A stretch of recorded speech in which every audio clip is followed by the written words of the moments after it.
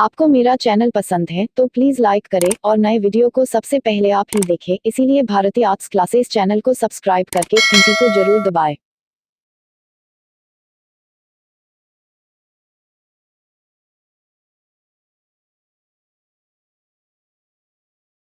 तो चलिए, नमस्ते, आदाब, सत श्री अकाल, की हालचाल। भारती आर्ट्स क्लासेस में मैं सूरज भारती आप सबों का आपके अपने ही यूट्यूब चैनल पर बहुत बहुत बहुत स्वागत करता हूं।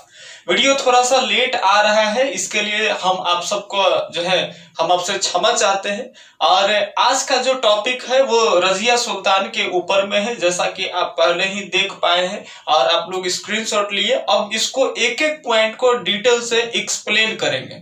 इस वीडियो में देखिए, रजिया सुल्तान पर हम दो वीडियो बनाएंगे। एक वीडियो ये है, पहला वीडियो, और इस वीडियो में रजिया सुल्तान के उन मुद्दों पर एक्सप्लेन होगी कि किस तरह मुश्किल के दौर में एक महिला जो है इस सुल्तान के तख्तो-ताज की गद्दी पर बैठी। तो ये इस वीडियो में आपको मालूम होगा कि एक लड़की दिल्ली के गद्दी पर बैठ रही तो कितना मुश्किल परिस्थिति से बैठी होगी। इस चीज को फील करवाएंगे हम आपको, ठीक है।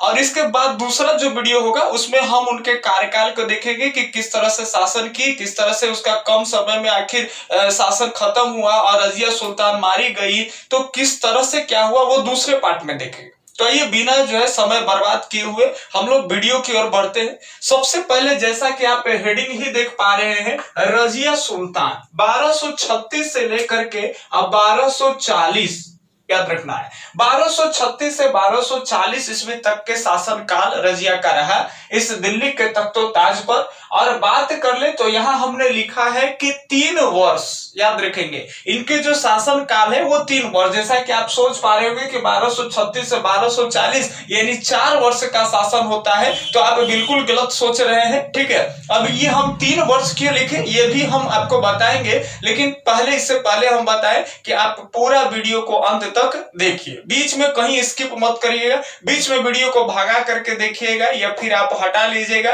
कुछ नहीं समझ में आने वाला। आप पहले ही देख लीजिए कि इसमें हम बहुत सारे ऐसा भी डाटा लिखे हैं जो शायद आपको बुक में लूसेंट वगैरह में आपको स्पीडी में मिल सके, ठीक है। तो कुछ अद्भुत पॉइंट को भी हम इसमें बताएंगे जो आप इस सल्तनत काल से संबंधित, खास करके रजिया का जो शासन काल था उसके दौरान आप इनका नाम तक भी नहीं सुने होंगे जुआ पर। तो वैसे लोगों की भी इस वीडियो में हम चर्चा करने वाले। आइए सबसे पहले हम देखें रजिया सुल्तान के बारे में। तो इससे पहले हम आपको बताएं, चूंकि इसके बाद जब आपको फील आएगा, इंटरेस्ट लगेगा, तो हम सल्तनत काल को बाखूबी ढंग से शुरू से समझाएंगे। तो उसके लिए सल्तनत को समझना है तो कुछ मुद्दे को हम पहले से ही दिखाते हैं, ताकि जो सुना हुआ चीज, देखा हुआ चीज हो तो धीरे धीरे एक एक चीज बार बार दिखाएंगे थोड़ा सा, तो दिमाग स्कैन कर लेगा। डायरेक्ट बहुत सारा डाटा दे करके हम आपको रटवाएंगे तो फिर वो दिमाग स्कैन नहीं करेगा, वो ज्यादा दिन तक रहेगा ही नहीं। तो कुछ चीज को देखें अगर इंडियन मैप में, सबसे पहले तो देखिए यहाँ यूपी का एक क्षेत्र है जिसका नाम बदायूं है। हमने यहाँ लिखा है, देखे एक मिनट, सबसे पहले देखिए यहाँ कि यूपी का ये क्षेत्र है यमुना नदी के इस ओर, इसको कहते हैं बदायूं। अगर आगे बढ़ेंगे तो यूपी के इस तरफ जो है हरियाणा के क्षेत्र में मिलेगा दिल्ली, ठीक है। और अगर इसके और कुछ बात कर ले तो ये भटिंडा है, पंजाब में पड़ता है, पंजाब में भटिंडा। अब ये सब ये इसलिए इस सब बिंदु को दर्शा रहे चूंकि आगे जो है यही सब बिंदु का काम आने वाला है, ठीक है। तो एक बार मैप पर देखा हुआ चीज रहे तो अच्छा है। आप यहाँ फिर से गौर फरमाए, यहाँ हरियाणा के पास में ये दिल्ली है और इधर यूपी में जब आते हैं तो यमुना नदी के ई छोड़ दिल्ली हो गया, और नीचे आएंगे तो यमुना नदी के पास में जो एक यूपी में जो है ये बदायूं है। बदायूं के बारे में बता दें हम आपको, तो बदायूं में जो है इससे पहले जो कह सकते हैं कि रजिया सुल्तान के जो दादाजी हुए, यानी सॉरी दादाजी कह रहे, नाना जी जो हुए, जिनका नाम कुतुबुद्दीन ऐबक था, तो ऐबक जो है बहुत सारे अभिलेख वगैरह लिखाए हैं, उस तरह का शिलालेख वगैरह बहुत सारा मिला है। तो बदायूं के में उस तरह से पता चलता है, बदायूं में अपना जो है लेख लिखवाए थे कुतुबुद्दीन ऐबक। तो कुतुबुद्दीन ऐबक का शासन काल से बहुत सामग्री बहुत सारे मिले हैं, और उसके अगर बारे में हम बताएं तो यहाँ बदायूं एक ऐसा जगह जिसके जगह से बहुत सारी चीज का प्रमाणित हुआ है किनके शासन काल का, तो रजिया सुल्तान के नाना जी, जिनका नाम है, पहले ही फाउंडर थे, जिनका नाम कुतुबुद्दीन ऐबक है। सबसे पहले उसके बाद हम जैसे ही बढ़ेंगे तो ये आप देखें कि पंजाब में जो जगह है उसका नाम क्या है, भटिंडा है। इसको भी याद रखेंगे। आगे एक रजिया सुल्तान पढ़े होंगे तो आप इस शब्द से वाकिफ होंगे, मलिक इख्तियारुद्दीन अल्तुनिया। ठीक है, तो मलिक इख्तियारुद्दीन अल्तुनिया के बारे में जब हम बताएंगे तो वहां इसको जानकारी रखना बड़ा जरूरी है भटिंडा का। और ये याद रखेंगे भटिंडा पंजाब का एक खास शहर भी है। ठीक है, आगे जब बढ़ते हैं तो ये सब पहले यहां से जो देख रहे हैं दिल्ली से, ये सब जो आप फिगर देख रहे हैं ये पाकिस्तान वगैरह, तो ये सब पूरा सब भारत में था। लेकिन आज का जो मैप है तो अब देखे तो लाहौर, पहले लाहौर किसके, दिल्ली उल्ली के सब अंतर्गत आता था, भारत में आता था, हिंद में। ठीक है, लेकिन अब के मैप से देखे तो लाहौर जो है वो अलग हो गया, तो ये पाकिस्तान में चला गया। लाहौर के नीचे अगर देखें तो मुल्तान है, ये सब भी काम आने वाला है। सुल्तान कोबाचा आएंगे। ठीक है, इल्तुतमिश वाला जब पढ़ाएंगे तो पता चलेगा सुल्तान कोबाचा इल्तुतमिश के साथ साथ ये भी जो है मुल्तान की गद्दी पर बैठे थे। तो ये सब बिंदु हम इसलिए दिखा रहे हैं कि जब काम आए तो फिर आपको दिमाग रिव्यू मारे और एकदम स्कैन कर ले। तो देखिए बदायूं, दिल्ली, भटिंडा कहां पड़ता है, पंजाब में पड़ता है। पाकिस्तान में ऊपरी छोर पे इधर देखिए लाहौर, नीचे में मुल्तान। और पाकिस्तान के जब और आगे की ओर बढ़ेंगे तो ये गजनी है, याद रखेंगे ये गजनी है। जिस समय में इल्तुतमिश गद्दी पर बैठा था उस शासन काल के दौरान अगर बात कर ले तो गजनी के सुल्तान यल्दौज थे, और यल्दौज को शाहों का शाह कहा जाता है, शहंशाहों का शहंशाह कहा जाता है। ठीक है, बहुत पावरफुल सुल्तान थे।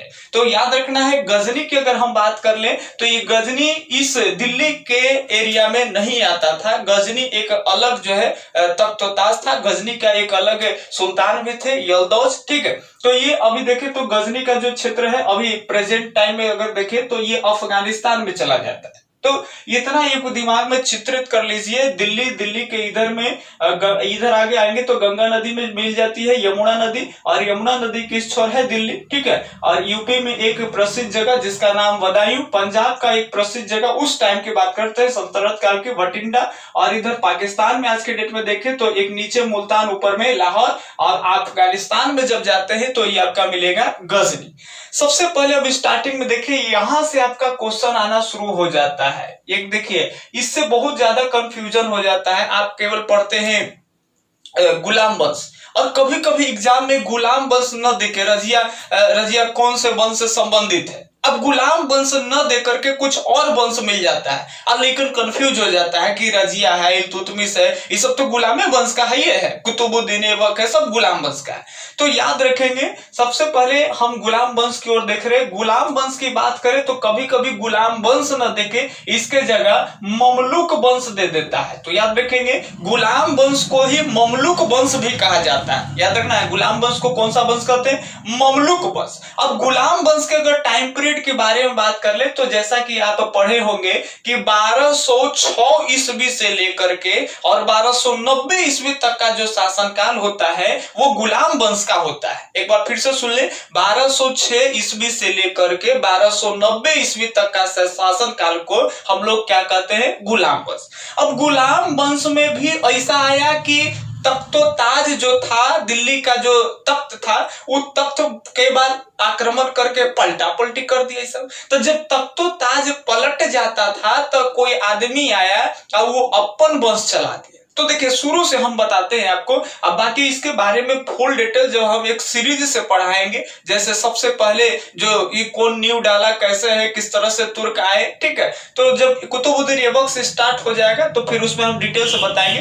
अभी देखिए कुतुबुद्दीन ऐबक के बात कर ले तो जैसे ही आप पढ़े ही होंगे, ठीक है, ये सब रजिया के पहले से सब बैकग्राउंड क्लियर रहेगा तो आपको रजिया सुल्तान बड़ा बेहतर से समझ में आने वाला है। ठीक है, अब यहां समझिए आप कि सबसे पहले कुतुबी वंश चला। चूंकि मोहम्मद गोरी का अगर बात कर ले कुतुबुद्दीन ऐबक के, तो मोहम्मद गोरी के क्या थे, गुलाम थे। तो हम लोग इसमें और चर्चा करेंगे, बस इतना बता दें कि मोहम्मद गोरी की मृत्यु हुई तो गुलाम वंश की नींव रख दिया कुतुबुद्दीन ऐबक। ठीक है, तो कुतुबुद्दीन ऐबक के बात कर ले तो ये एक नया वंश जो है, ये तो गुलाम वंश तो कहलाएगा इसलिए चूंकि ये गुलाम था, और ये नए वंश जो है शाही खानदान में नया वंश चला जिसको कहते हैं कुतुबी वंश। तो ये कुतुबी वंश में 2 गो शासक आते हैं दिल्ली के तख्तो ताज पर बैठने वाले। एक का नाम है कुतुबुद्दीन ऐबक, और कुतुबुद्दीन ऐबक का ही अपना पुत्र है जिसका नाम है आराम शाह। तो कुतुबुद्दीन ऐबक 1206 में इस गद्दी पर बैठा और 1210 में कुतुबुद्दीन ऐबक की मृत्यु हो गई। ठीक है, पढ़े ही होंगे, घोड़े पर पोलो खेल खेल रहा था जिसको हिंदी में चौगान कहते हैं, और वही खेल के दौरान घोड़ा पर से गिरा और इसकी मृत्यु हो गई। तो मृत्यु के बाद ऑप्शन बच गया भैया कि इसका बेटा है जिसका नाम है आराम शाह। तो आराम शाह को गद्दी पर बिठाया गया। अब आराम शाह के बाद जैसा आप पढ़े ही होंगे कि आराम शाह की हत्या इल्तुतमिश कर दिया, और इल्तुतमिश जो है तख्तो ताज का पलटी करवा दिया और अल्टा पलटी मार के तख्तो ताज पर खुदे बैठ गया। अब बात को यहां से समझिएगा, बीच में इल्तुतमिश कैसे एंट्री मार दिया। तो कहते हैं कि इल्तुतमिश भी मोहम्मद गोरी का क्या था, गुलाम था, और इल्तुतमिश को जो है कुतुबुद्दीन ऐबक बाद में इसको खरीदा था। ठीक है, और खरीद कर करके अपने पास रखता था, एक तरह से समझो अंगरक्षक की तरह जो है वो रहता था। और इल्तुतमिश पर इतना ज्यादा कुतुबुद्दीन ऐबक का भरोसा हो गया, इतना ज्यादा इल्तुतमिश भरोसा जीत लिया कि बाद में धीरे धीरे कुतुबुद्दीन ऐबक ये फैसला किया, इसकी एक पुत्री भी है, बेटा है आराम शाह, और एक बेटी भी है जिस बेटी का नाम कुतुब बेगम, बाद में बेगम लगेगा विवाह के बाद, लेकिन पहले कुतुब है। तो ये कुतुबुद्दीन ऐबक के पुत्री है कुतुब, और बेटा है आराम शाह। तो ये निर्णय लिया, देखो बेटी तो तख्तो ताज पर बैठेगी नहीं। एक खास चीज बता दें कि रजिया सुल्तान जब पढ़ रहे हैं तो आपको मालूम होना चाहिए कि उस समय ये मुश्किल की घड़ी था, समाज एक कदम अलग था। उस समय हम बात करें तो औरतों का कोई वजूद ही नहीं माना जाता, औरतों को समाज में कोई इज्जत नहीं दी जाती थी, और उस समय एक सुल्ताना का हुकूमत कैसे हो सकता है, इस बात को गौर करिएगा। हम एक छोटी सी बात बताते हैं जिससे आपको पता चल जाएगा कि उस समय में जो था लड़कों का वैल्यू बहुत ज्यादा था, और लड़कों की अपेक्षा अगर महिलाओं की स्थिति देखें तो उनका कोई वैल्यू समाज में नहीं था। अब बताइए कि जो आप इस चीज की कल्पना करिए उस समय में, हालांकि इससे पहले प्राचीन भारत देखिए तो औरतों की काफी ज्यादा स्थिति अच्छी थी। ठीक है, और मिडाइवल में इस समय जो मुगल काल या सल्तनत काल जो चल रहा है, इस समय में स्टार्टिंग में ऐसी हो गई थी कि स्त्रियों के छत्र छाया में बच्चे पलते थे, लेकिन जैसे ही बात हुकूमत की आती थी तो कहते थे कि हम जो है कभी भी हम क्रूर राजा के छत्र छाया में रह लेंगे, क्रूर राजा के, पापी के, दुष्ट के हम हुकूमत मान लेंगे, लेकिन एक महिला का हुकूमत ये हम बर्दाश्त नहीं करेंगे। आवाम की ऐसी सोच थी, आवाम यानी जो आम जनता होते थे, तो आम जनता सोचते थे कि महिला हम पर हुकूमत करे, यहां तक कि महिला भी एक्सेप्ट नहीं करती थी। मान लेते हैं कि समाज में जो पुरुष लोग हैं वो तो ठीक है, वो मानते हैं कि हम एक महिला के नीचे जो है हम रह करके काम नहीं कर सकते हैं, हमसे ज्यादा महिलाओं की सोच नहीं है, लेकिन उस जमाने में महिला भी एक महिला की हुकूमत नहीं मानना चाहती थी। अब जो समझिए कि जिस औरतों को आधा का दर्जा दिया जाता था और पुरुषों को ही केवल पूरा का दर्जा था, और ये पुरुष आया कहां से, जिस स्त्री से ये जन्म लेकर करके आया, अब बताइए उस स्त्री को ही आधा मान रहा है, अब अपने आप को पूरा मान रहा है। चलिए, तो इस तरह से हम लोग देखें, थोड़ा सा वीडियो में प्रॉब्लम है, उसको आप लोग मैनेज कर लीजिएगा, क्योंकि ये जो अब वीडियो बना रहे हैं थोड़ा सा अगला दिन, वो पिछले वाला वीडियो थोड़ा सा डिलीट हो जाने के कारण जो है हम वहीं से स्टार्ट करते हैं। तो यहाँ तक हम लोग चर्चा कर लिए कि किस तरह से जो है एक महिला को सुल्तान के रूप में आवाम भी देखना नहीं चाहते हैं। जनता जब तक जो है उसकी हुकूमत की मंजूरी नहीं दे देती है तो आदमी हुकूमत पर बैठेगा कैसे। अगर मान लेते हैं कि हुकूमत से किसी तरह हुकूमत हासिल कर ले, है ना, और किसी तरह से गद्दी पर बैठ भी जाती है तो ये आवाम के हित के तो खिलाफ में हो जाएगा।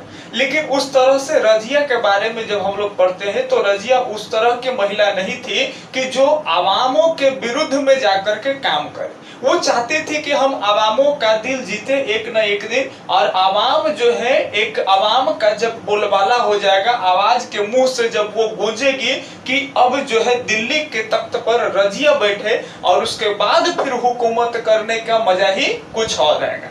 तो हम लोग देखें कि किस तरह से जो है कुतुबुद्दीन का बेटा आराम शाह के बाद आराम शाह की हत्या करके इल्तुतमिश गद्दी पर बैठ गया। ठीक है, अब देखिए ये तो आपको मालूम होगा कि इल्तुतमिश भी एक क्या था, गुलाम था।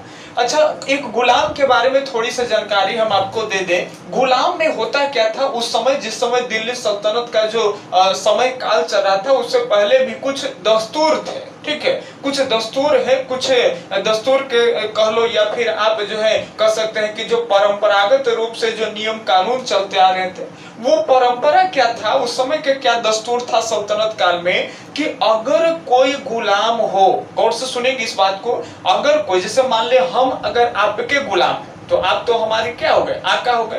तो उस समय एक गुलाम अपने आका को खुदा के रूप में देखता था, और उस समय का दस्तूर इतना कड़ा था, इतना नियम कानून टाइट था कि अगर गलती से आके की मृत्यु हो गई, बात को समझिएगा, अगर उसका आका यानी खुदा उसका मालिक की मृत्यु हो गया तो एक गुलाम को भी, गुलाम जिंदा है, मालिक मर गया, लेकिन मालिक को जब दफनाया जाएगा तो उसी समय गुलाम को भी जिंदा जला दिया जाएगा, सॉरी जलाना नहीं यानी दफना दिया जाएगा। तो ये बड़ा ही खराब दस्तूर है। आप समझ सकते हैं कि किस तरह का उस समय समाज था जिसमें अगर कोई गुलाम हो जाए तो उसका जिंदगी ही बर्बाद है। बताइए, वो चाहेगा कि आका और लंबा साल तक जिए, कहे कि अगर आका मर जाएगा तो उसको भी तो दफन हो जाना पड़ेगा। तो ये उस समय के नियम थे, बड़ा ही खतरनाक, एकदम आप देखो तो लगे कि खौफनाक है कि मालिक मरे तो हमरो दफन कर दे, जिए के कोई आधार नहीं। तो बताइए क्या चाहेगा गुलाम कि मालिक तुरंत लपट जाए? अगर मालिक तुरंत लपक जाएगा तब फिर गुलामों को लपके पड़ जाएगा। तो ये इस तरह का सिचुएशन था। अब आगे हम लोग देखें रजिया के ऊपर में इसके कुल खानदान के बारे में देख लेते हैं। तो कहते हैं कि जो इल्तुतमिश भी एक गुलाम था, और किसी तरह से इल्तुतमिश गुलाम था, और आप लोग पढ़े ही कि कुतुबुद्दीन ऐबक का बहुत बड़ा वफादार बन गया धीरे धीरे। और कुतुबुद्दीन ऐबक जो थे अपनी बेटी, याद रखेंगे, कुतुबुद्दीन ऐबक अपनी बेटी, जिस बेटी का नाम हम लोग देखे थे उसका नाम क्या था, कुतुब बेगम। तो कुतुब बेगम से इल्तुतमिश का क्या करवाया था, निकाह करवाया था। तो कुतुबुद्दीन ऐबक का अब इल्तुतमिश क्या हो गया भैया, दामाद हो गया। क्लियर? अब आगे अगर देखेंगे तो इल्तुतमिश के बारे में अगर देखें यहाँ, तो इल्तुतमिश ऐसा ही सब हम इसलिए पढ़ा रहे हैं क्योंकि आपको बेहतर ढंग से रजिया सुल्तान समझ में आए। थोड़ा सा बैकग्राउंड जानिएगा तो फिर उस चीज के बारे में समझने में भी बड़ा मजा आता है। तो देखिए, इल्तुतमिश के बात करें तो एक शाह तुर्कान थी, एक कुतुब बेगम थी और एक नादिर बेगम। सबके बारे में थोड़ी थोड़ी जानकारी यहाँ सीखते जाइए। इल्तुतमिश के ये जो कुतुब बेगम है, ये तो हिंद के मलिका है। ठीक है, जिस समय सुल्तान गद्दी पर है, सुल्तान इल्तुतमिश यानी बोले तो सुल्तान अल्तमश जब दिल्ली के तख्त पर बैठे हैं, तो उस समय जो है हिंद की मलिका कौन हुई, कुतुब बेगम थी। और कुतुब बेगम से एक पुत्र और एक पुत्री है। पुत्र का नाम है नासिरुद्दीन महमूद। गौर से सुनेंगे, नासिरुद्दीन महमूद, जो कि सुल्तान अल्तमश यानी सुल्तान इल्तुतमिश का बड़ा पुत्र भी है। और गद्दी का अगला उत्तराधिकारी भी कौन होगा, नासिरुद्दीन महमूद। बात को समझिएगा, अभी कुछ ब्रेन एक्स्ट्रा मत लगाइए। अब सुनिए, और इसी कुतुब बेगम से एक और पुत्री थी जिस पुत्री का नाम रजिया। आगे यही हेडलाइन मारे है, यही आएगी। तो बस समझिए कि रजिया किसके, रजिया सुल्तान अल्तमश के किन पत्नियों से ये आई। तो याद रखेंगे, सुल्तान अल्तमश के जो पत्नी थी कुतुब बेगम, जिनको मलिकाए हिंद का भी दर्जा मिला था, तो उन्हीं से ये रजिया हुई। और रजिया का एक सगा भाई भी था जिसका नाम नासिरुद्दीन महमूद था।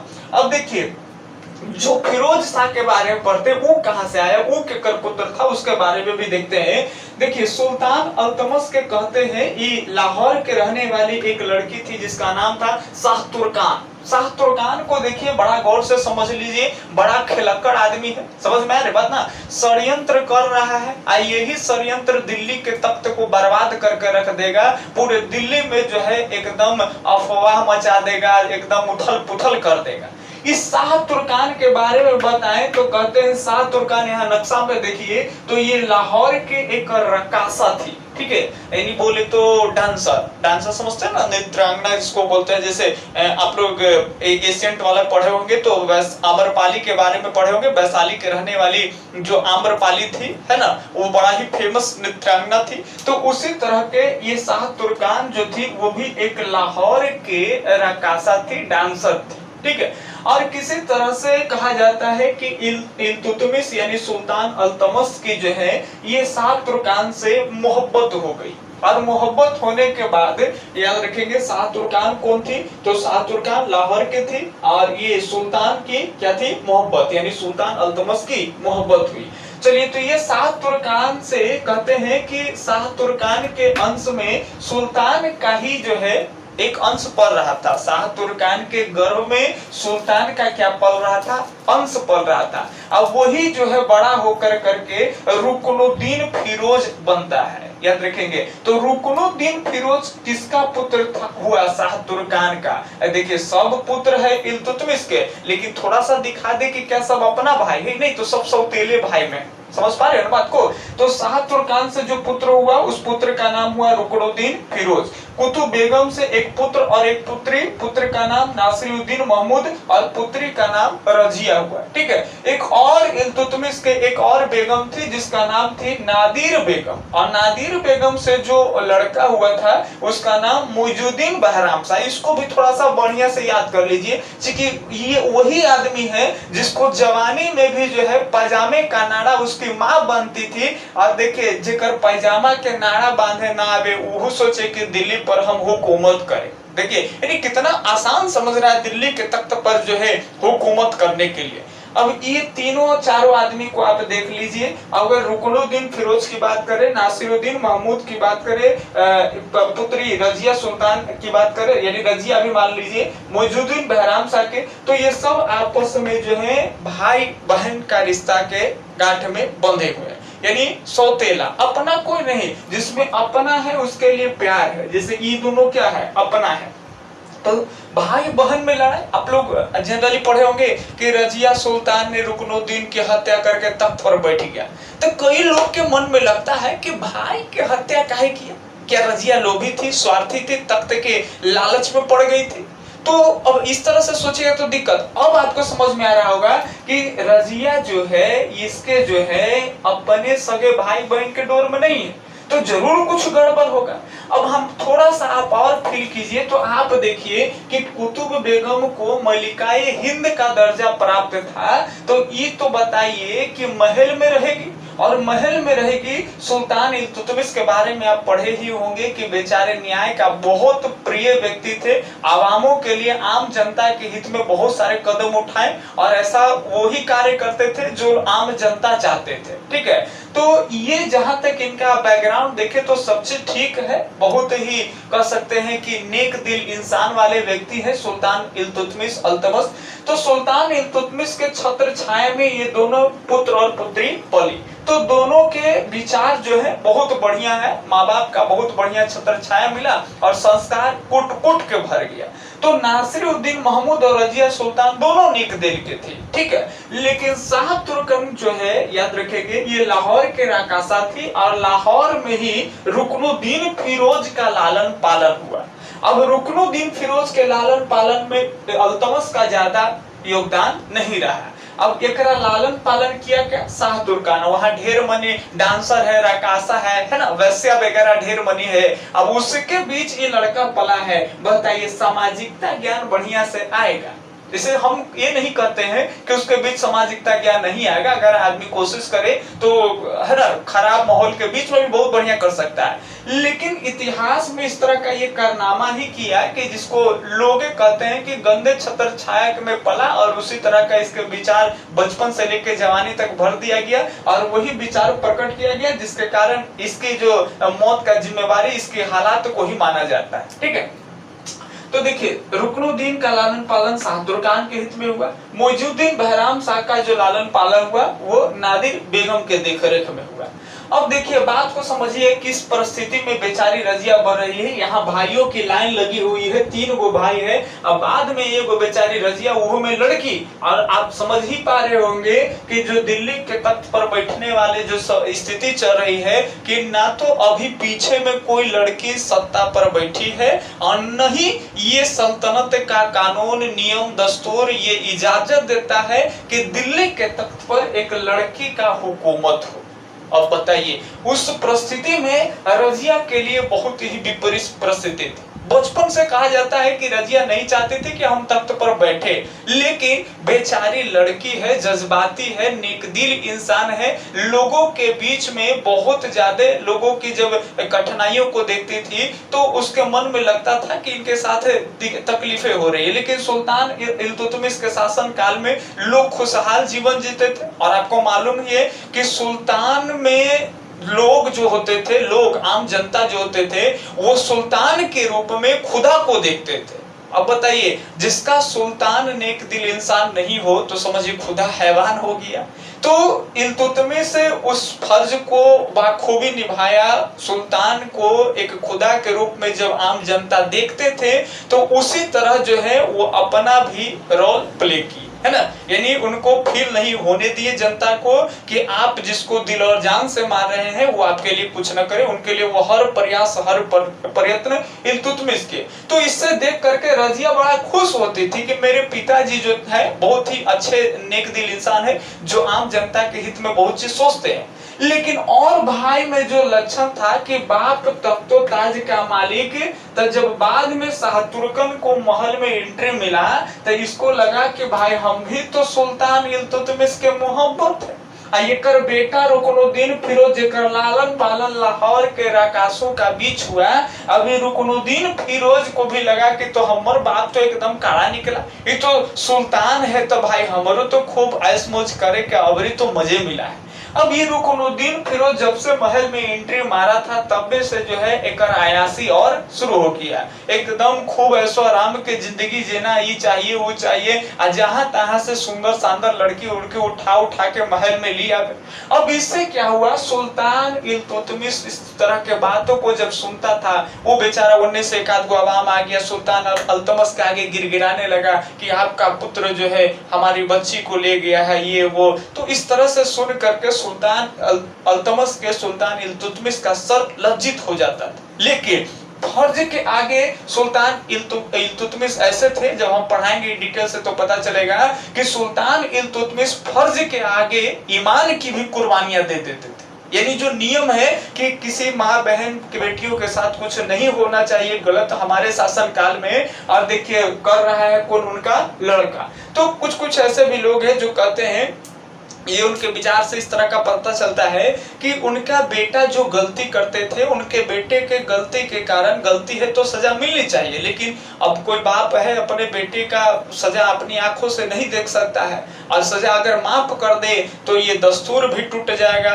जो फितरत है, जो फर्ज है, वो सारा चीज पर आंच आ जाएगा। तो उस पर भी आंच नहीं आए, इसीलिए कई बार सुल्तान अल्तमश भी जो है अपने बेटे के गुनहगार के बदले में जो उनको सजा है अपने खुद भी स्वीकार करते थे, है ना। कई बार कोड़े से भी पिटाए, तो वो अलग सी चीज है उस तरह का। लेकिन आप ये समझिए कि सुल्तान अल्तमश फर्ज के पक्के आदमी, अब उनका बेटा इस तरह का काम करेगा तो क्या सुल्तान अल्तमश के मन में ये विचार आएगा कि हमारे जाने के बाद, गुजर जाने के बाद, चूंकि अब धीरे धीरे ये भी बुजुर्ग होगा ना एक दिन, तो ये क्या चाहेंगे कि हमारे जाने के बाद जो है इस तख्तो ताज का मेन मालिक यानी गद्दी पर बैठे रुकनुद्दीन? नहीं। तो पहले से एक लड़का यानी कुतुब बेगम का एक लड़का था नासिरुद्दीन महमूद, बड़ा ही योग्य पुत्र था, है ना। घुड़सवारी, तलवारबाजी सब में माहिर आदमी था, कई क्षेत्र में जाकर के ये विजय भी प्राप्त किए थे। तो ये नासिरुद्दीन महमूद नजर में थे इल्तुतमिश के, और रजिया भी चाहती थी, दोनों सगे भाई बहन है, रजिया भी चाहते थे कि हमारे भाईजान अगले तख्त के गद्दी पर बैठे। अब बताइए, रजिया ये नहीं चाहते थे कि अगले गद्दी के मालिक हम हो। अब जब तक नासिर महमूद थे तब तक रजिया चाहते थे कि मेरे भाई जो है गद्दी पर बैठे। क्यों? चूंकि ये नासिर उद्दीन महमूद जो थे तो ये इनको देखते थे तो लगता था कि नेक दिल है, बहुत बाखूबी ढंग से गद्दी को संभाल सकेगी। तो रजिया का सोच बहुत ही बढ़िया है ना। और इस तरह से धीरे धीरे हुआ क्या, इधर नादिर शाह का बेगम का जो लड़का था वो ऐसा ही टुटपोजिया निकल गया। अब देखिए शाह तुर्कान षड्यंत्रकारी महिला है। अब ये बेचारी, इसको आप दोषी कहिए चाहे कुछ कहिए, आपके अपना देखने का नजरिया है, ये अपने पुत्र के लिए आवाम के खुशी को ठुकरा दिया। लोगों के क्या प्रॉब्लम आएगी क्या नहीं है उसको नहीं, केवल मेरा बेटा किसी भी परिस्थिति में तख्तो-ताज पर बैठे, है ना, तख्तो-ताज का हकदार हो, इसके लिए कोई भी काम करने के लिए तैयार, चाहे वो अच्छा हो या बुरा हो। तो कहते हैं कि शाह तुर्कान को लग गया कि मेरा पुत्र जो है, उस मेरे पुत्र को सुल्तान इतना फर्ज वाला है कि इसको जो है जागीर ऐसे ही सौंप नहीं देगा। अरे इधर बहराम शाह भी तो टुटपोजिया है, इसको तो कोई ध्यान नहीं दे रहा था कि अगला गद्दी पर ये भी बैठ सकता है, मैंने कोई सोच भी नहीं सकता था। और इसको शाह तुर्कान को लगा कि मेरे भाई शाह तुर्कान को लगा कि कुतुब बेगम के पुत्र नासिर उद्दीन ही तख्त पर बैठ सकता है, चूंकि रजिया तो एक लड़की है तो ये तो बैठेगी नहीं। तो कहते हैं कि षड्यंत्र के कारण नासिर उद्दीन महमूद के, कई लोग कहते हैं कि ये मारे गए थे, कई लोग कहते हैं शाह तुर्कान ने राजमहल पर आक्रमण किए और बाद में शाह तुर्कान को राजमहल पर आक्रमण करने के लिए इनको कैद भी कर लिया गया था, ठीक है, आरोप भी लगाया गया। तो नासिर उद्दीन महमूद जो थे, जो अल्तमश के बड़े पुत्र थे, उनको अंधा करवा करके मार दिया गया 1226 से 27 के दौरान, याद रखेंगे। तो 1226 से 27 के दौरान जो है नासिर उद्दीन महमूद की हो गई मृत्यु। अब ये तो आप पढ़े ही होंगे कि 36 में सुल्तान के भी क्या हो जाता है, मृत्यु हो जाता है। तो देखिए अब 27 से सुल्तान अल्तमश को लगने लगा कि जिस पर भरोसा किए वो पुत्र तो रहा नहीं, तो अगले इस दिल्ली के तख्त का वारिस कौन होगा, कौन संभालेगा इसको, गद्दी को। वैसा कोई योग्य आदमी होना चाहिए कि बाहर से कोई भी आक्रमण हो उसको बाखूबी ढंग से लड़ सके और इस सल्तनत को काफी विस्तृत कर सके, और वो भी लोगों के खुशहाली को ध्यान में रखते हुए। तो कई ऐसे कारनामे बचपन से ही रजिया करते थे जिनके कारण पिता का नजर पुत्री पर गया कि बाखूबी ढंग से मेरी बच्ची निभा सकती है, लेकिन मेरे बच्ची निभा सकती है, लेकिन दुनिया का दस्तूर ये इजाजत नहीं देता है, सल्तनत का दस्तूर ये इजाजत नहीं देता है कि आप किसी लड़की को अगले तख्त का उत्तराधिकारी घोषित कर सकते हैं। तो ये तो बड़ा मुश्किल का घड़ी था। अब इसके बाद सुल्तान अल्तमश का कुछ दिमाग काम नहीं कर रहा था कि अगले तख्त का वारिस कौन हो, और धीरे धीरे सुल्तान अल्तमश बुजुर्ग भी होता चला जा रहा था, इनकी स्वास्थ्य बिगड़ते चली जा रही थी। अब कहते हैं कि कई ऐसे कारनामे के बाद जो है इन्होंने फैसला किया कि रजिया दिल्ली के अगले उत्तराधिकारी होगी, और कई ऐसे दावेदारी भी करते थे, जैसे ग्वालियर के अभियान को ग्वालियर अभियान के लिए रजिया को भेजा गया था, और रजिया ने बाखूबी ग्वालियर अभियान का विजय प्राप्त करके जब आई तो सुल्तान अल्तमश बड़ा खुश हुए थे, और सिक्के के, याद रखेंगे, सिक्के पर रजिया का नाम भी अंकित करवा दिए। इससे लोगों को लगने लगा कि सुल्तान अल्तमश ये भी चाहते हैं कि मेरे जाने के बाद अगला उत्तराधिकारी कौन बने, रजिया बने। तो धीरे धीरे सुल्तान अल्तमश भी मोटिवेट किए, चूंकि डायरेक्ट अगर कह देते आवाम को कि मेरे जाने के बाद मेरे बच्ची इस तख्त की ये तख्त को संभालेगी, आप लोगों के मान सम्मान सब चीज को ध्यान में रख करके बाखूबी ढंग से शासन करेगी, तो ये कह देते तो सबको लगता कि भाई एक लड़की को बैठा रहे सुल्तान, ये गलत कदम उठा रहे हैं सुल्तान, लड़की को हुकूमत शोभा नहीं देता है, और बहुत सारे ऐसे चीज थे, है ना। तो सोचे कि लोगों के नजर में अपने बच्ची को एक लड़कों से बढ़ करके एक योग्य साबित कर दें कि जो लड़का कर सकता है उससे ज्यादा भी लड़की भी कर सकती है ना। तो ऐसा बहुत सारे चीज के योग्यता के लिए बहुत सारे अपनी बच्ची को बनाए उस तरह के योग्य, है ना, ताकि जिससे आवाम को लगे, आम जनता को लगे कि ये भी बैठेगी तो हम लोगों के खुशहाली को ध्यान में रखेगी। और ऐसे भी लड़की जज्बाती होती है, लड़की से तो कठोर कदम उठाए नहीं जा सकते हैं। उस समय सर कलम वाला बड़ा बिजोड़ चल है ना, कुछ तनिक हुआ इसको सर कलम करवा दीजिए, और लड़की है तनी मनी रोवेगा, गिरगिराए, सजा वजा माफो करवा दे। अब बात को समझिए यहाँ ध्यान से कि किस तरह से बनेगी।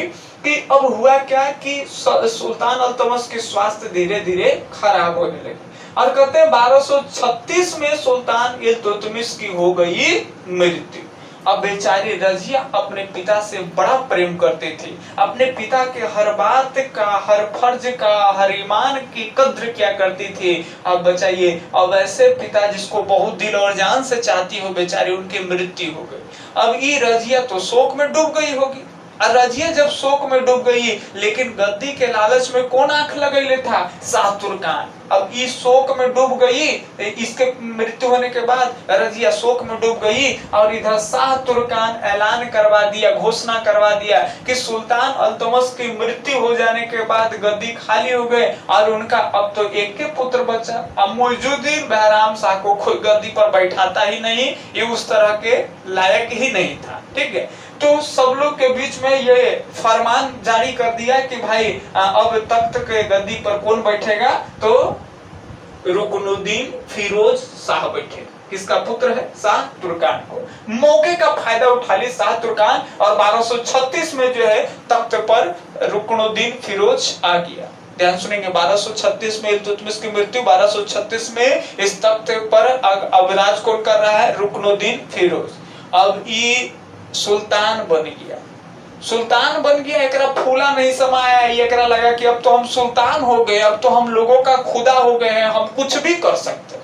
अभी जहां तहां एकदम जो है पगला नियर काम किया, जिन्हें तेने जो अच्छा करना चाहिए, आम जनता के हित में कार्य करना चाहिए, वो एकदम बेकार काम किया। जहां तहां ही सोचा कि सब इतिहास मिटा दे। इससे पीछे आप पढ़े होंगे कि कुतुबुद्दीन ऐबक कुतुब मीनार की नींव डाला था, जिसको सुल्तान इल्तुतमिश यानी अल्तमश और पूरा किए थे, कंप्लीट कर दिए थे, है ना। अब सोचा कि सुल्तान अल्तमश और कुतुब बेगम यानी इस वंश में जो गुलाम वंश की नींव पड़ा, तो इसका जो प्रतीक है बहुत बड़ा चीज है ये कुतुब मीनार। तो ये सोचा रुकनुद्दीन फिरोज के अलावा ना कुतुब मीनार के हम गिरा देते, गिरा देंगे, ये सबके नामे खत्म। बाद में इतिहास में यही सबसे न जानल जाएगा कि कुतुब मीनार बनवाया कौन, नींव कौन डाला, कंप्लीट कौन करवाया। एकरा मिटा ही देंगे तो एक सबके इतिहास से खत्म हो जाएगा। हम अपन से बनाएंगे, हमर से शासन शुरू होगा, सब लोग पढ़ेगा ये कौन बनाया? रुकनुद्दीन फिरोज। बड़ा बुड़बक काम किया। अभी गिरवाने के लिए भेज दिया अपना सेना कि जाओ ढहा दो, इधर रजिया जो है ये भी इसको गिराने से बचा ली। तो आप समझ ही रहे होंगे कि बताइए, आप लोग पढ़े होंगे कि मारने वाले से ज्यादा बचाने वाला का अधिकार। अब बताओ जनता किसको ज्यादा चाहेगी, रुकनुद्दीन फिरोज को कि रजिया को? रजिया को क्यों? क्योंकि एक एक आदमी अपने जान पर खेल कर करके इस मीनार को बनाया था। कई लोग अपना जान गंवा दिए थे। इस मीनार को बनाने के लिए कई लोग भूखे पेट काम किए। ऐसा नहीं कि मीनार बनाएगा सुल्तान बहुत कुछ देंगे। लोगों को लगा कि अगर हम लोग इस चीज को बनाते हैं तो मेरा भी योगदान रहेगा। और सुल्तान अल्तमश और ऐबक को लोग बढ़िया नजर से देखते थे, है ना, खास करके सुल्तान तमस को यानी इल्तुतमिश को।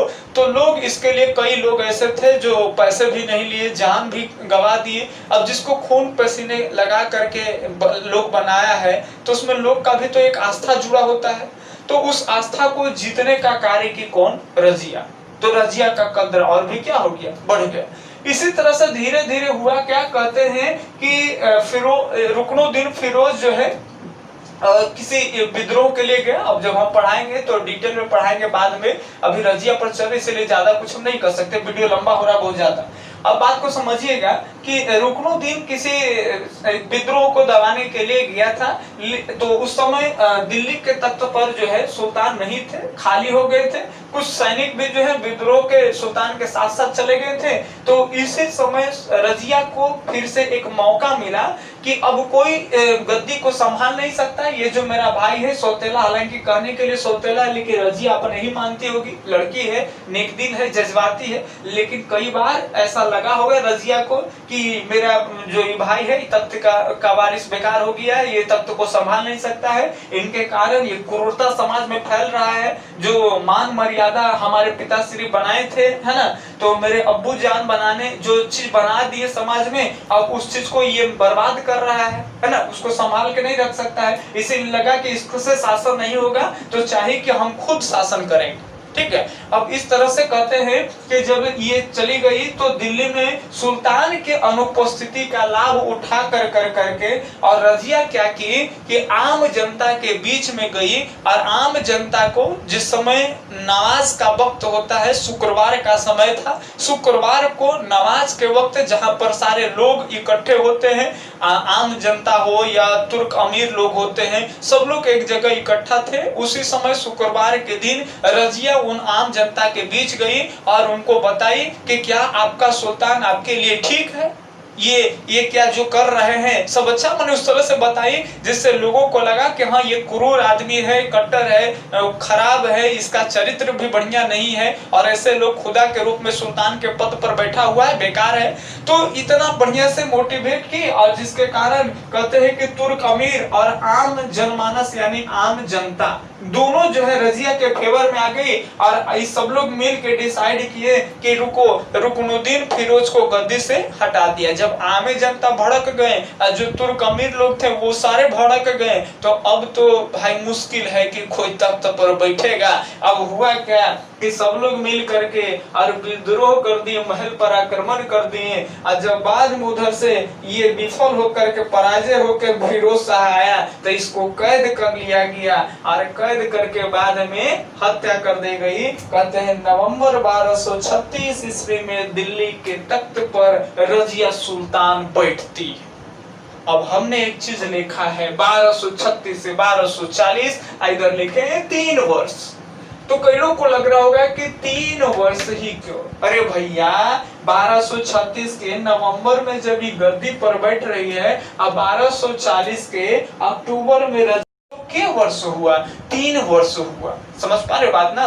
तो 3 वर्ष लगभग जो है रजिया का शासन रहा दिल्ली के तख्त पर। तो ये हम देखें कि किस तरह से जो है इनके कई भाई थे, कई बहन थे और बड़ा मुश्किल के घड़ी से हम जितना बताए हैं उससे भी ज्यादा मुश्किल के दौर से रजिया जो है एक महिला होकर करके कितना एकदम जुनूनी थी, कितना हौसला बुलंद था कि कई परिस्थितियों को आने के बाद भी सारे परिस्थितियों को ठुकरा करके एकदम शेर दिल के तरह, शेर की तरह आगे बढ़ती गई। एक जगह एक निगाह खाली वो तख्त था और लोगों के अच्छे से अच्छे जो है लोगों को दिल में खुशहाली दे सके, लोगों के जज्बात को समझे और इसके लिए प्रयत्न कर करके दिल्ली के तख्त पर बैठी। और इसके जाने के बाद भी दिल्ली के तख्त पर कोई महिला फिर नहीं बैठी। ठीक है, आप और अगल बगल पढ़ाएंगे, अगल बगल के छोटे छोटे ये छोटे छोटे जब हम तख्त पढ़ाएंगे तो उसमें बहुत सारी महिला आएंगी, लेकिन दिल्ली के तख्त पर मुस्लिम महिला के बारे में बात करें तो ये पहली भी है और अंतिम में भी। ठीक है, तो ये आप पढ़ें। अगली वीडियो में रजिया से जुड़े कुछ प्यार मोहब्बत वाली जो बात में कंफ्यूज होते हैं कि रजिया अल्तुनिया से प्यार करती थी या फिर याकूत से। विवाह तो जानते हैं कि अल्तुनिया से, और ये भी जाने होंगे कि ये संबंध वगैरह, लेकिन उसको हम क्लियर कर देंगे क्या था क्या नहीं था। अब वीडियो लंबा हो गया। अगर आप दूसरा पार्ट रजिया सुल्तान के प्रेम मोहब्बत वाली जो बात है उसको कंफ्यूजन को दूर करें, डिटेल से पढ़ना चाहते हैं तो वीडियो को लाइक करिए, हो सके तो शेयर करिए जिससे मनोबल बढ़े तो और बेजोड़ वीडियो बना सकते हैं। अब एक दो को शेयर करने में कुछ नहीं जाता है। और शेयर उन लोगों के पास कीजिए, सबके पास फॉर्मेलिटी मत निभाने कि फॉर्मेलिटी निभाने के लिए जिन्हें मनते ने शेयर की, उन लोगों को शेयर करिए जिनको जनरल का या आर्ट्स के है ना इस चीज के बारे में जानकारी लेना हो, जरूरतमंद लोगों को ही शेयर कर। तो धन्यवाद, अल्लाह हाफिज।